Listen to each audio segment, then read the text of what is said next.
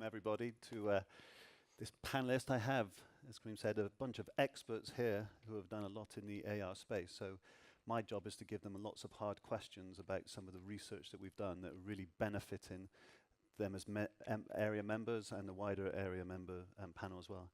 Just a quick bit on the area itself. We talked about the work we're doing in barriers to adoption and trying to reduce them, and we'll be going through some of the research. But we also do lots of other work in terms of developing and promoting thought leadership in the space, so getting that information to allow business decision makers to make informed decisions. And we do that a variety of ways, through webinars, through the portal, through social media. So it's really important as an ecosystem we continue to promote what we're doing. Networking, we have lots of opportunities to meet providers or enterprises or other area members to learn from each other and really develop the ecosystem. And we're also focusing on helping to ensure we have a continued set of skilled workers in this space through a kind of an educate program and doing lots of work, working with universities and educational institutes and things like that. So if you want to know more, please come and see me on the stand, or you can contact me easily at mark@thearea.org.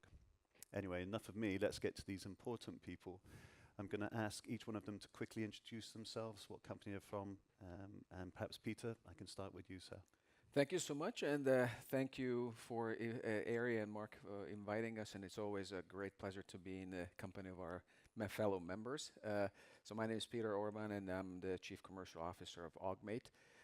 Augmate, we think of ourselves as we are in the wearable device management business, and our platform, the Augmate WEM, the Wearable Enterprise Manager, does exactly that. And when we created this platform, we were really inspired by two goals. One is to help the enterprise and OEMs to securely deploy their devices at scale, and then also enable app developers to literally remove the barriers in deployment.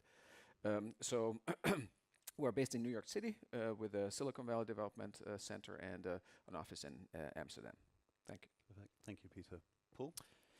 Yeah, thank you. Good afternoon. My name is Paul Davies. I am an associate technical fellow at the Boeing company, or Boeing, and I lead a research team where we're developing applications for our own consumption, for Boeing's factories' use of augmented reality. And of course, like many others, we are trying to improve quality of things we build and reduce time it takes to build them. We have work going on at all of our major sites, all of our major assembly sites, Seattle, Washington, St. Louis, Missouri, Charleston, South Carolina, Philadelphia, and Southern California. So I'm leading the team that develops those things, and I'm looking forward to talking about some of the effects that the area research projects have had on our work, and we can explore that a little bit. Fantastic, thank you. And Christine. Thanks, Mark. So my name is Christine Perey. I'm an independent consultant. It's kind of like, the biggest to the smallest unit of one.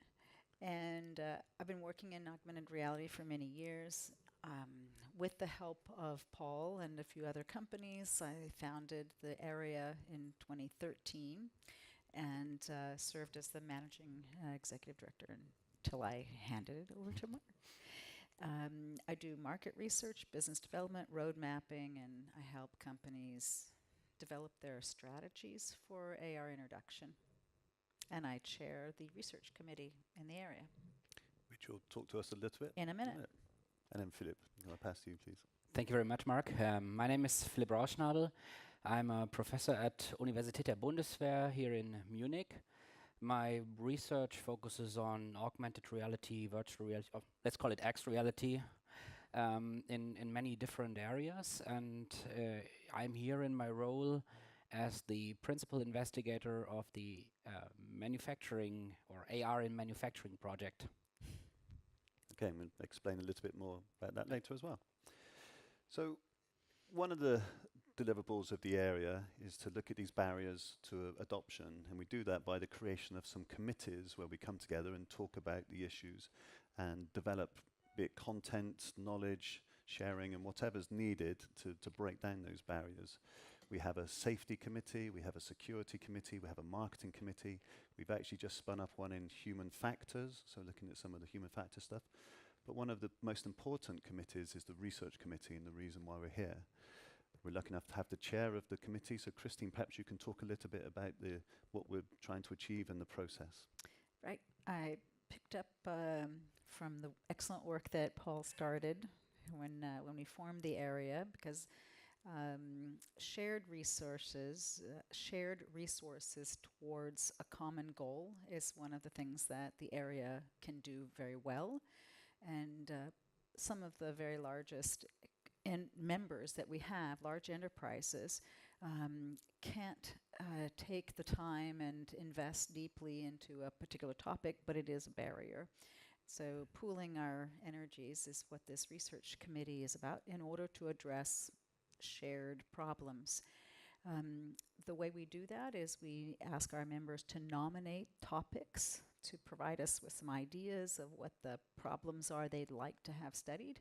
And then we curate those, and we then bring the members to we give them a ballot. They vote.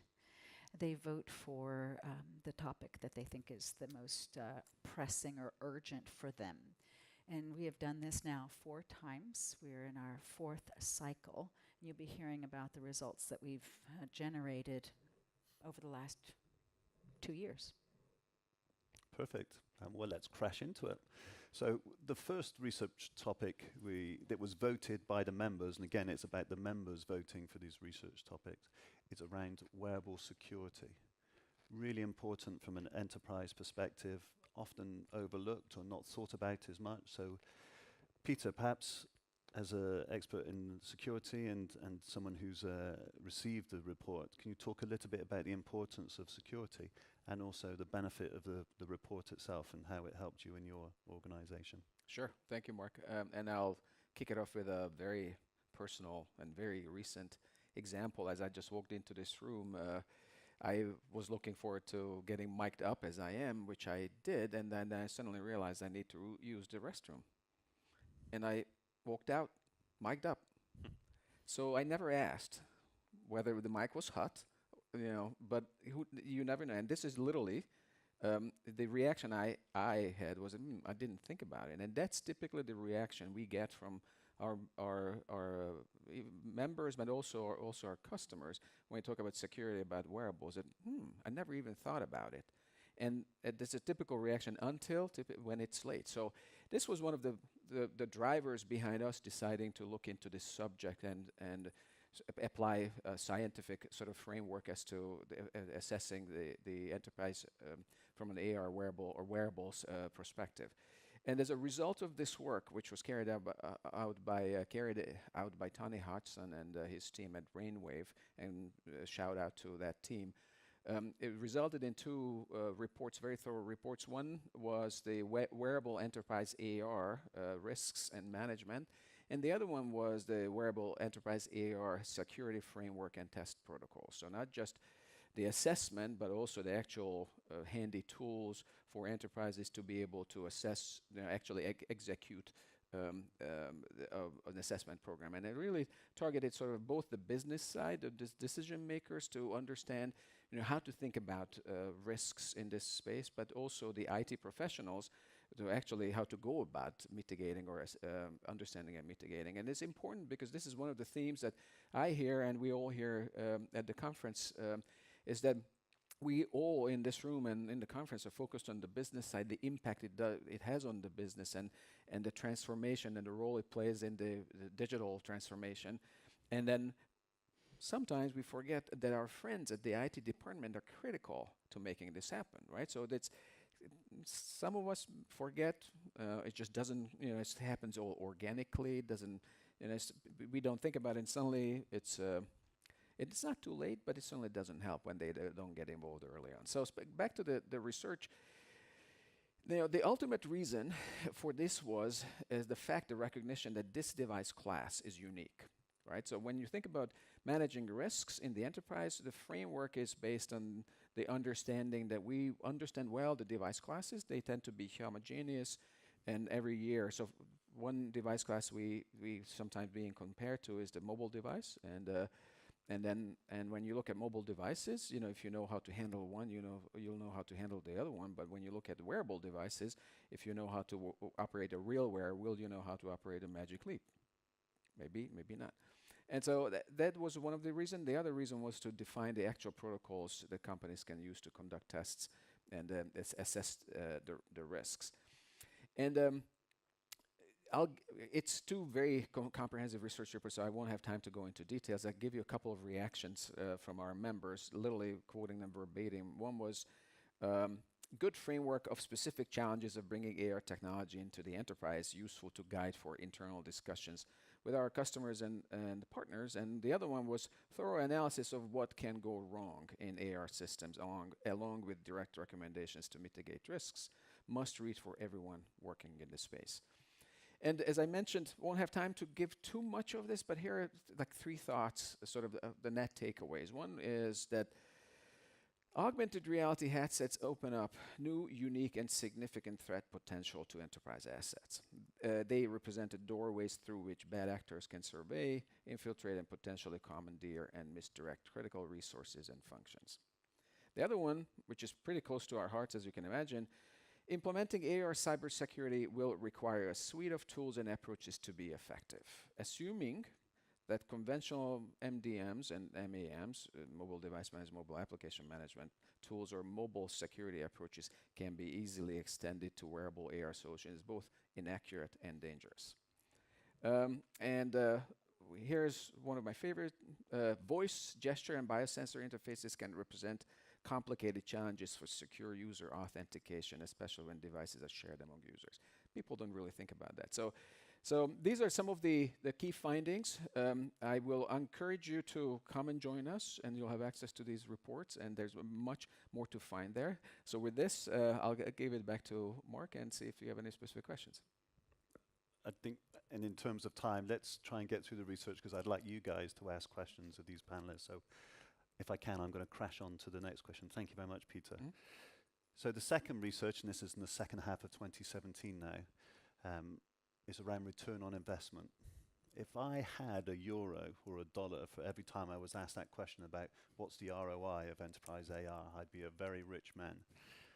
Unfortunately, I'm not taking $1, but we've done some research on it. So Christine, maybe if I can hand over to you to talk about the research. I think one of the things that we took away, well, many people need to know what they're going to, how they're going to invest, when they're going to invest.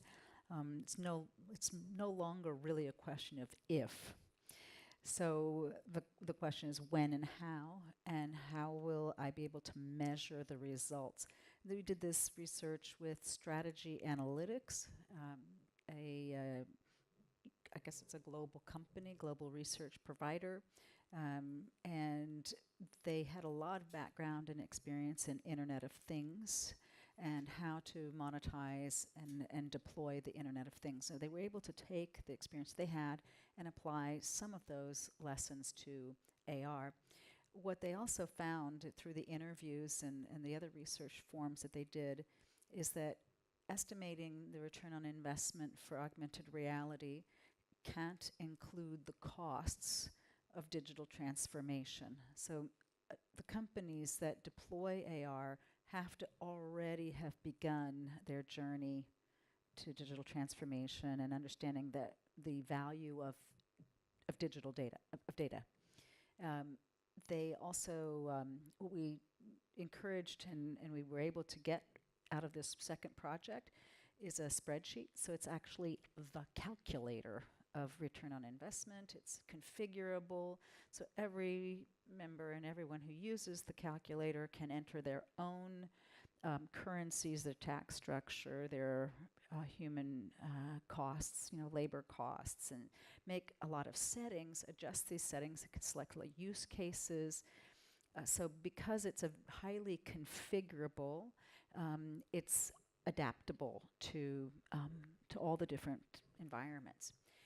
It's a tool that also allows people who are technologists and not always wanting to speak in a business language to engage in a better conversation with their financial partners, their funding organizations, which kind of brings me back to something that Peter said, which our tools are very good, our research results are very good to help get the vocabulary stable and the kinds of conversations that need to be going on in an enterprise to make these decisions, be it decisions to buy a product or to try a new use case. And so we're really producing very actionable results and encouraging and supporting these internal discussions and discussions with partners too.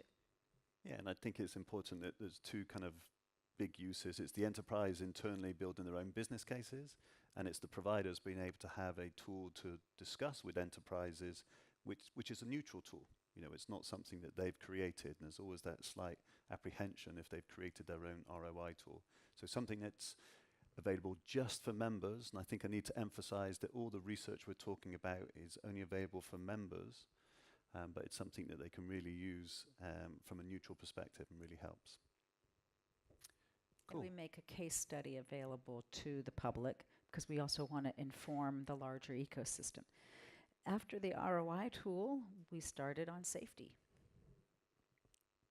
There we go. So, and I've been lucky enough to do this role for a couple of years now, and it's surprising all the information and the knowledge that we're collecting and speaking together. So when it came to the third project, we looked at a kind of human factors and safety framework.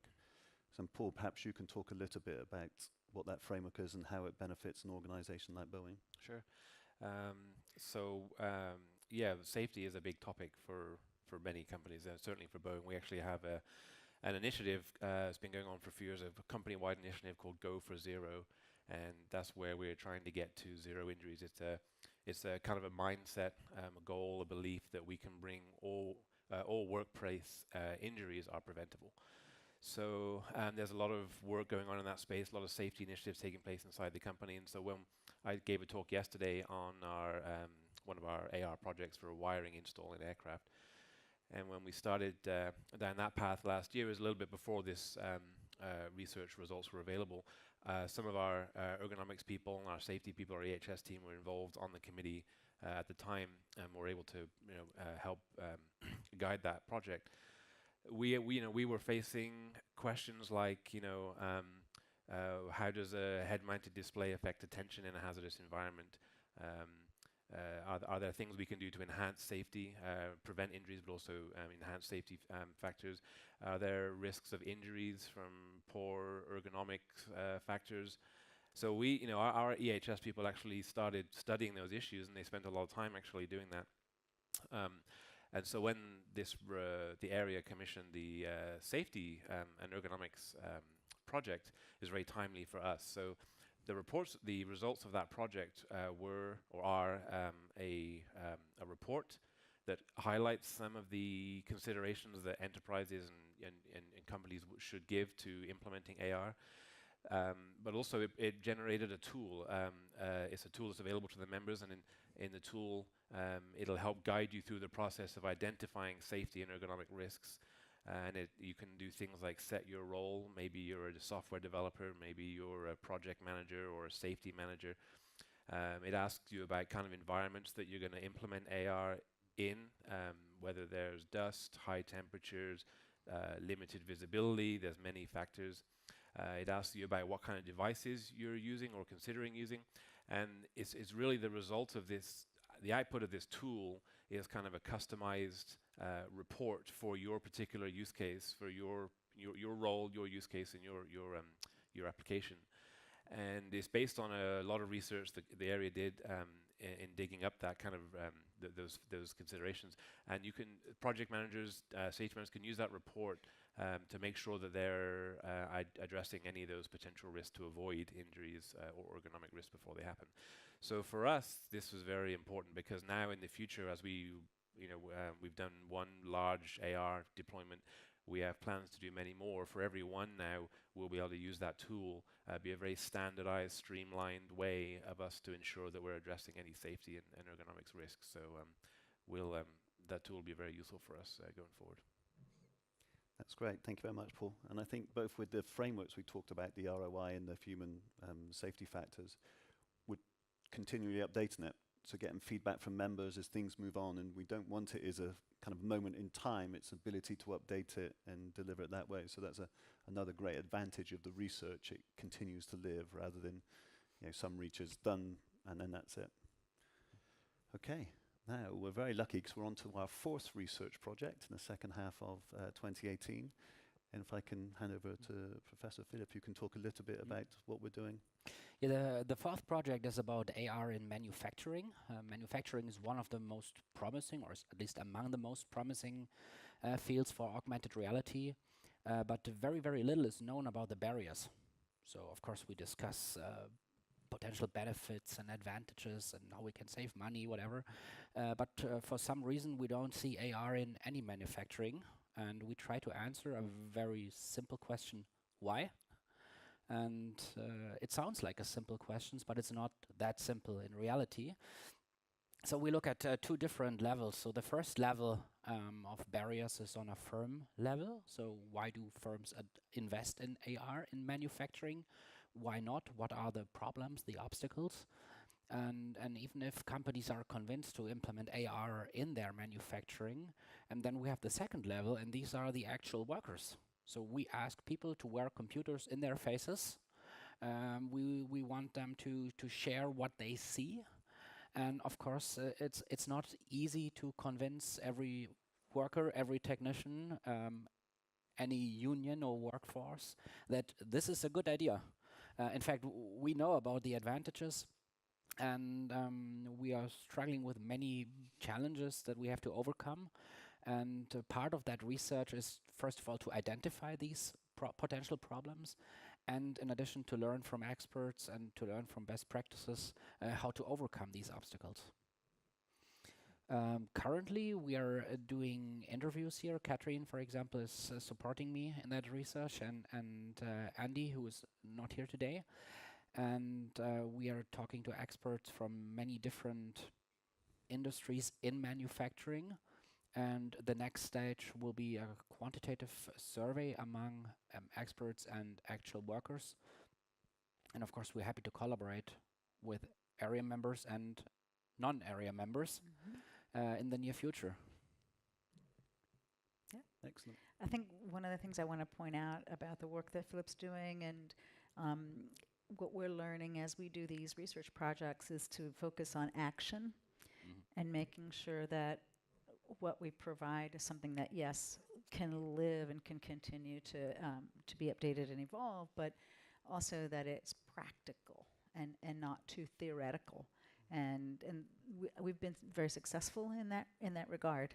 But I just I want to emphasize that this isn't sort of brainware, just in your mind. Yeah, very applied research Yeah, is the way. yeah, exactly. So, and just as we finish up, it sounds a little bit doom and gloom with all these barriers to adoption. Here we've got some real advocates that are delivering projects, real life working and stuff like that. So, we absolutely know that the ecosystem is growing. You only have to be an event like this to see all the different use cases and the companies delivering great AR solutions. So it's not doom and gloom, but there are some barriers to adoption, as with any kind of new technology. So that's really what we're focusing on. But please don't take away the kind of thought that, oh, look at that area lot, that's all really sad and really rubbish and stuff like that. It's absolutely not. But it's really exciting. I'm kind of really excited to see what the next set of research comes up as well, and I guess the members have the opportunity to do that. So I think we can hold it there, and I'm really keen to get some questions from the audience to ask these experts or myself about anything whatsoever to do with the area or its research. Yeah. While people are thinking, one of the things I also really like, which isn't just about the return on investment report was an exception to this, but in our other research projects, after the research has been done, or while it's being done, we found that we started committees So we have a security committee that came up after the report, and that continues the dialogue, and we have a committee that's on safety, and so you could sort of have these aggregations of discussions that are very focused, and we have webinars that are on the subject, webinars about the results, and for members and the public. So there's a lot of material that comes out. Yeah, thank you. Okay, have we got any questions? Does anyone want to stand up, say their name, ask a hard question at ease level? Or an easy one. Or an easy one. Anybody? Let me just ask a quick question, and this is real crystal ball stuff, but what do you see potentially the next set of kind of challenges in the research that could come out of the area? Any thoughts on trends that you're seeing at the moment? Or issues that you're having from within your organization that need to be solved? See, that was a really hard question.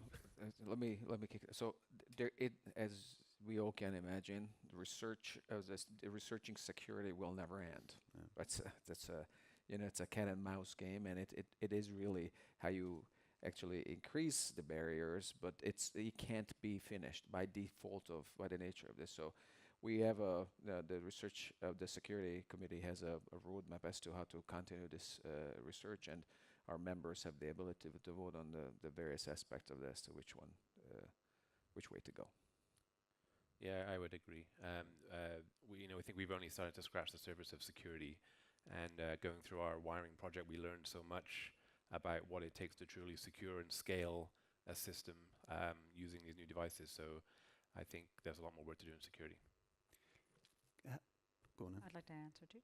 I think that one of the ideas that Paul had was when he first was thinking about area research was to develop maybe some engineering related projects.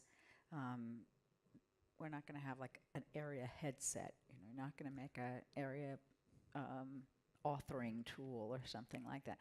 But it's possible that we would go use other techniques of doing research, and so I think that there's really so vast, and that's kind of our challenge. One of the things we'd also like to do is not just do the research ourselves. We want to influence the research agenda of the EU, of the national and international funding agencies. So we've got our list of challenges, but we need to share that with those who are funding, who have much deeper pockets than we do. Yeah. Not to mention influencing standards and protocols, right? Yeah, absolutely. So, the areas there basically to help the acceleration of enterprise augmented reality. Be happy to speak to anybody about what we're doing, and I think we're finished now, so thank you very much for listening, and I hope you found it useful.